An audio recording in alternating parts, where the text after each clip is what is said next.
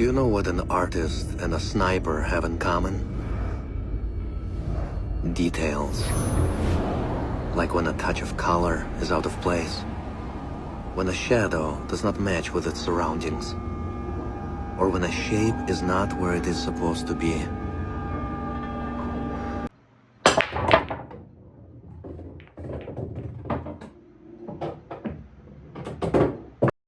Today's video is going to be all about aiming systems and how you can use them to be a little more accurate.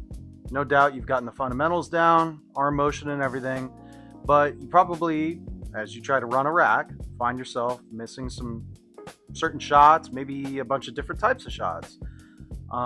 Maybe you have difficulty figuring out which part of the ball you're actually supposed to hit to get it to go in the pocket, whether it's the corner or the sides, what have you.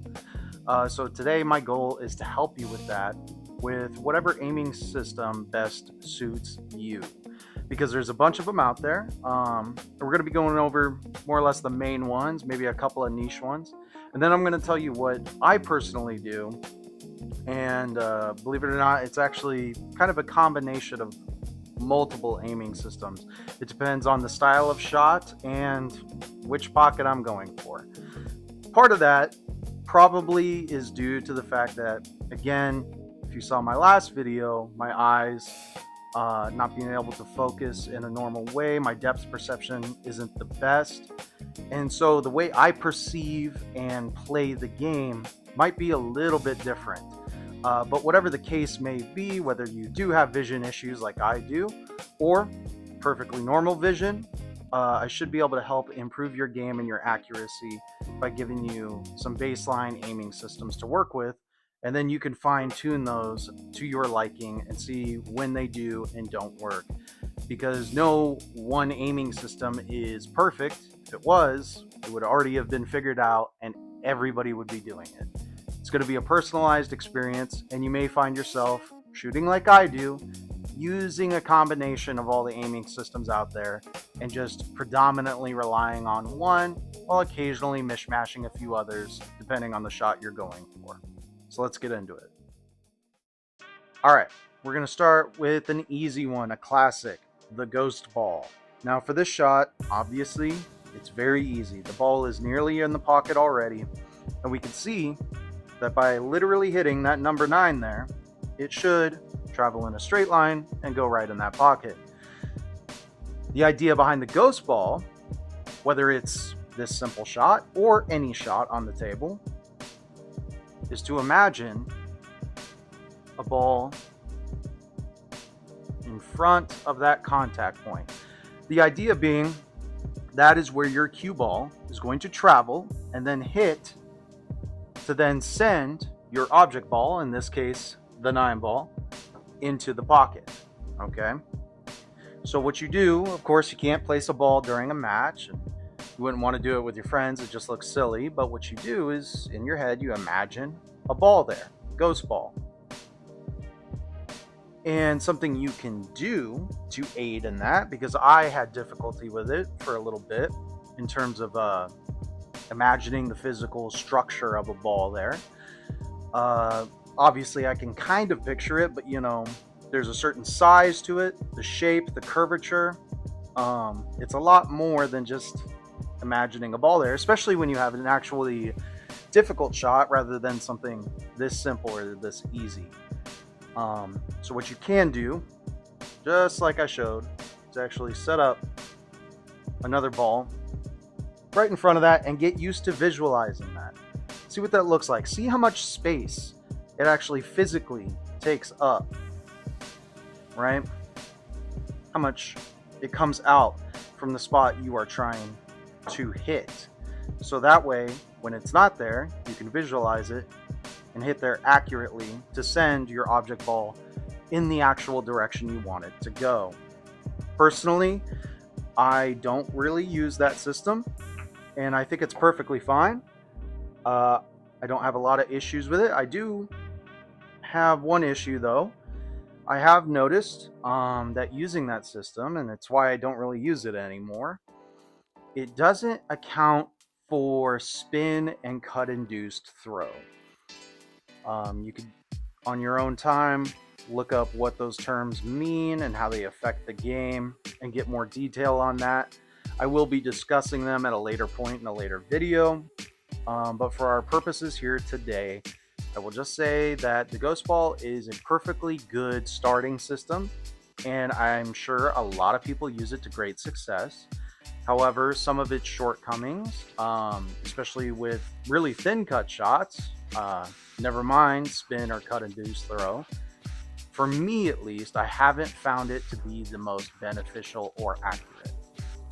That being said, again, it's a very reliable starting point, and I think it's really good to begin with to learn the game, learn the reactions of the balls, and give you a good starting point for where to actually aim, especially, again, when the shot is actually more difficult. If you have something like this and you're trying to cut it in that corner, imagining a ghost ball could help you achieve that goal rather than trying to arbitrarily line up the shot and get a feel for it, where you can wind up hitting it just a hair too thick, sending it into this rail, or a hair too thin, sending it into that rail. Another aiming system that you can use is fractional aiming, or imagining sort of like a eclipse, lunar, solar, whatever. The idea being that the cue ball takes up X amount of space on the object ball, especially when you're down on the shot, sending it into the pocket. As you can see here, this would be a full ball hit, okay? So it's completely eclipsing the 9 ball in this case to send it straight into the pocket. With various angles, of course, you might have a quarter ball hit, 3/4, 7/8, and so on, right? I found this system to be pretty useful when I first started, and it's what I used much more than the Ghost Ball.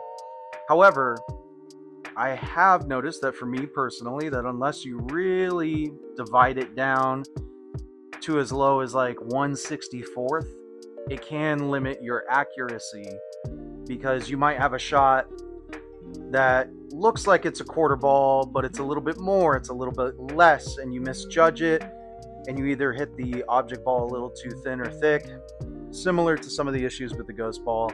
And so unless you can really divide it down, it may not be the utmost reliable. I found it pretty doable to a point, but it is kind of tedious, and in my opinion can limit you unless you're dividing it down to a ridiculous degree. Another option you might consider using is similar to the Ghost Ball, is imagining a rail running along the edge of the ball you're trying to pot, going towards the edge of the pocket, okay? And in this case, we have the rail on this side, imagining shots ranging from here to here. And this rail system could be pretty beneficial in terms of making the ball straight into the pocket as well. Similar to the Ghost Ball, takes a little bit of imagination. This system, and we'll be covering it here, and I'll show some examples of it, is something I actually use for the side pockets typically. For whatever reason, at least for me, and again, it could be my visual acuity, the side pockets and their geometry seems to mess with me, visually speaking, in terms of shot making. For whatever reason, the corners, it's just easy to line it up, make the ball, but something about shooting into the sides, especially when it's a real steep cut, I have difficulty with them. So typically, for side pocket shots, this is the system that I will imagine and use, and for me it has been immensely helpful and has led to a great potting success rate for side pockets for me personally. So to that end, I would say, you don't have to rely on this for every single shot. You may be like me and use it just for specific shots or for the side pockets, what have you. But whatever the case may be, it's another tool you can add to your arsenal, and it's something that can help you when you're in a little bit of a rut. Say you're using the ghost ball, say you're using fractional aiming or anything else, and you find yourself missing shots. Everybody has an off day. This could be an aiming system that you start to incorporate into your game during a match, during the day, and see if it doesn't help you. Maybe you start making balls again, and you could rely on it just for that day. Go back to your aiming system, ghost ball, what have you, and see if you return to, making balls accurately again. So it's a good little backup system whenever you're having an off day. I like it. And again, predominantly I use it for side pocket shots, especially the difficult ones. Okay, now we're going to cover my personal favorite aiming system that has been the most reliable for me and gets me 90% of the way through a rack while supplementing with various other aiming systems when I need them. And the system I use is something called point-to-point aiming. I have just simply, for me, maybe it's the way I view the table, but for whatever reason, it is the most accurate system by far for me. I've talked to plenty of people that say they use the ghost ball and that's way more accurate for them. Plenty of people that use fractional aiming and various others. So it's just going to be something that you have to try out and see what works for you. But for me, and again, the way I see the table, this has led to the most success. And the idea is simple. It doesn't matter what the shot is, any angle, object ball out here, you name it. When you're trying to make it into a pocket, or for that matter, hit a specific part of a rail, wherever, the idea is the same. We know that for this 9 ball, especially being in this pocket here, that we can hit this 9, okay? Specifically that point, okay? Where the number is. With the cue ball, what you want to do is ensure that the outermost edge, in this case over here, that is facing the pocket that you are aiming for, connects that part with that part of the ball to send it straight in.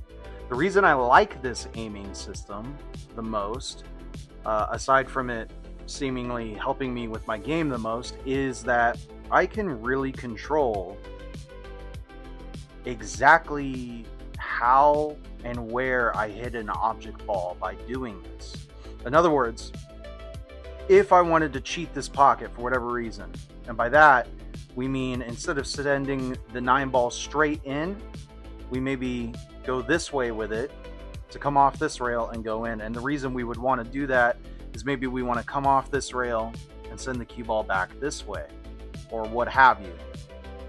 But in this example, let's say we want to cheat it this way. So using the size of the pocket to our advantage, we send the 9 in, giving us room for this cue ball to then come off this rail and go back down table. What I can do to ensure that that occurs without guesstimating is look at the spot of the 9 ball I need to hit to make that occur. In this case, it's going to be between the number 9 and the yellow coloring. So I'm hitting in the white spot there essentially.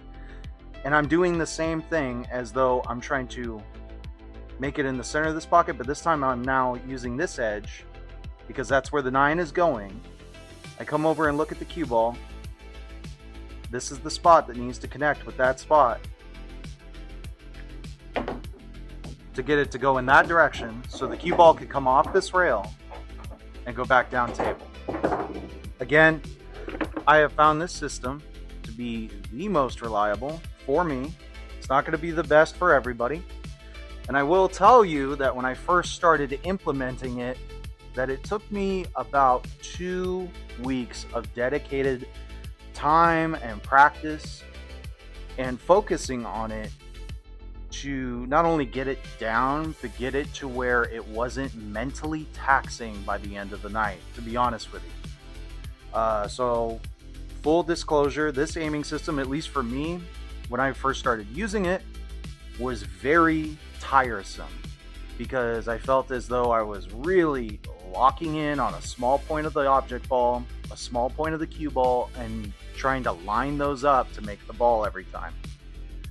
Especially on my league nights, I typically play on 8-foot oversized tables, big tables. This table here at home is just a 7-foot bar box at that. So whenever I was going for really long shots, right, all the way across the table, it was incredibly difficult and strenuous to focus on that point of the object ball, focus on the cue ball, and line it up. I'm going to cover now how I kind of do it, what I found makes it the easiest, and now that I've been doing it for a while, to be honest, it's second nature. It's really not difficult, and it doesn't, give me a headache by the end of the night. So honestly, I think that applies with any aiming system, to be honest with you. Whether it's that mentally taxing or not, I think any aiming system you use when you first start, it's going to be a little challenging, and you might find yourself getting fatigued by the end of the night. That's okay. Keep pushing through it. Eventually, it will become second nature. It will become easy, and next thing you know, you can line it up pretty darn quickly. Besides the most difficult of shots, and you'll find yourself shooting at a lot quicker pace. Now comes the fun part, actually testing your aiming system. So whatever you decide to use, ghost ball, fractional, rail, you name it, you use my system, you can now practice it in a reliable and repeatable fashion to ensure that it's working for you. And more importantly, these shots that I'm about to show you, it seems simple at first, and it seems like it may not be the most useful, but it will actually help all aspects of your game. The reason for that is you might think to yourself, okay, well, we're clearly shooting a ball here into this corner pocket, and it's on the head spot. How often is this shot going to come up? It's not so much about the location of the shot, rather the type of shot that it is. This shot, and I've already taken the time to measure all these, is a 15-degree cut shot, okay? The importance of that is when you get used to, for whatever aiming system you're using, what that looks like, feels like, and how to make this ball, when it comes up elsewhere on the table, you will recognize it and say, wow, this looks like a 15-degree to me. I know exactly how to hit this object ball to get it to go reliably into whatever pocket I am aiming for. Again, in my case, I'm using the point-to-point aiming system. And what that looks like in real time is essentially I visualize, right? I know I need to hit here to send the object ball into the corner. The outermost edge of the cue ball is here. Connect that point there. And so during a match, I look at it, rotate, get down on my shot, send it in. Real quick, a couple of things to notice. Pay attention to where the cue ball goes. We're hitting these balls with a medium, kind of soft speed, a lag speed, okay? And we're going to get into speed control and all that, so don't worry so much about that, but just try to get a nice medium stroke going on. Don't be hitting them too hard or too soft, just a nice medium. Okay? And pay attention to where the cue ball is going. We're hitting center top, okay? So center of the cue ball, top of the cue ball to give it forward roll. And you just want to observe the interaction after you make the ball. Where does the cue ball go? For the next shot, you're going to take the cue ball. The first shot, cue ball was here in front of the side pocket, right? Just a little bit out. Second shot, same distance out from the rail, right? Just about a hand's worth here, a little bit less. Maybe about 3 fingers from the rail, 3.5. For this shot, you're going to take the cue ball, and instead of the side pocket, same distance out though, you're going to put it between the side pocket and the first diamond next to it, okay? So right in the middle there. This is a 20-degree shot. Small difference, but enough make the shot different. Again, we line it up, rotate, get down. For those interested in the fractional portion, this is a 5/8.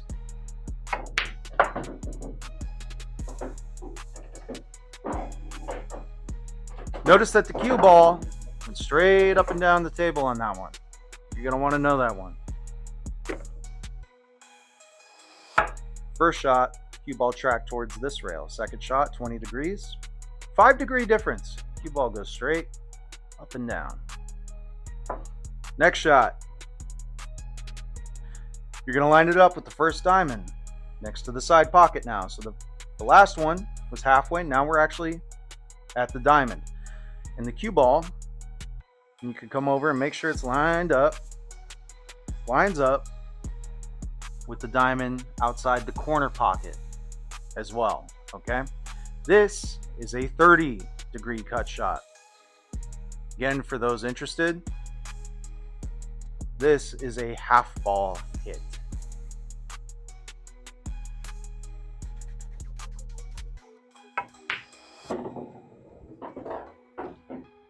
Notice with that one, the cue ball now tracks towards this rail, comes out in front of the side pocket. Last one you're going to do, probably be the most challenging, although when you're first starting, all shots are challenging. That's what I have found.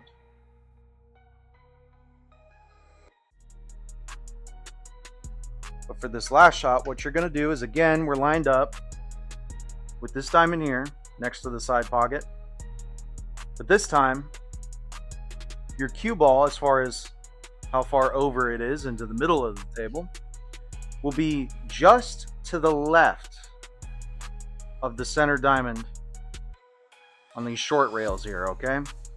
And it's just to the left of it in the sense that we're shooting in this corner pocket. If we were shooting in the opposite corner pocket, then it would be just to the right of it. So it's about a ball's width distance away from that center diamond there. In this case, to the left, because we are shooting to the right. This will give you a 45-degree angle. Now, these look scary to a lot of new players. You think you're going to scratch in the other corner, especially with top. You won't. If you hit the right spot, right speed, goes in every time, does not scratch. Cue ball comes around, does a little dance, heads down to the other side of the table. This is another little drill you can do. Try setting up some relatively difficult side pocket shots. Doesn't have to be crazy, it could be simple like this. Just something with a little bit of angle going on. Test your ability to make it in the side. And again, for these, what I like to do, since it's the side pocket, is I imagine a rail running along the edge, the object ball. For whatever reason, that makes it easier for me to visualize, aim, and make the shot. You can do it on the other side as well.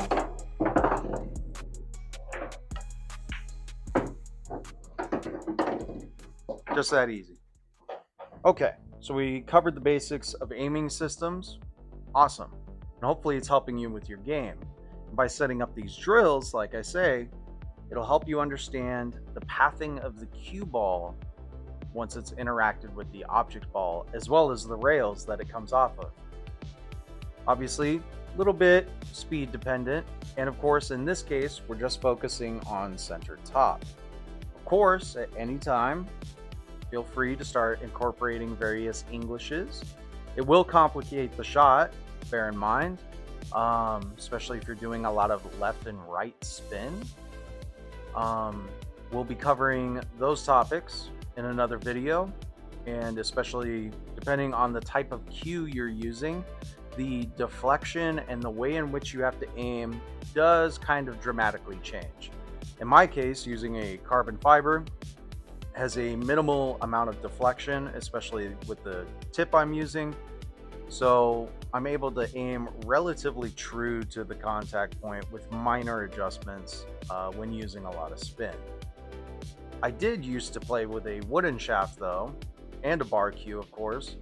And those not only have more deflection, especially a bar cue has a lot of deflection, um, but it meant that when aiming with spin, draw, you name it, I had to make a lot of adjustments to ensure that I would still make the ball while getting the desired effect out of my cue ball. So we'll be covering that, and we'll be using different cues to show you how you can compensate for your aim. But at the end of the day, it will still be an individual experience because two factors are at play. One is the individualness of your cue itself. Just because I'm also using a wooden cue for demonstrations or a carbon fiber doesn't mean it will behave in the exact same way yours will. The other consideration is also visual acuity. The way I see the table will be different than the way you see the table, even if it's very subtle and slight. So with all that in mind, hope you practice those drills, get them down just like you did with the fundamentals. And when you get sick of them, it's okay. Go back to running racks again. Shoot some 8-ball, shoot some 9-ball, have some fun. But in the next videos coming up, we're going to be talking about more advanced topics, going over various things, like I say, with spin, different speed control options, and as well as things like pattern play, advanced shot making, things like that. So we have a lot to look forward to. But like I say, in the meantime, just keep getting down the basics, get a feel for the game, have some fun with your friends, try out this drill, and see if it doesn't help you improve your game. I'll see you next time.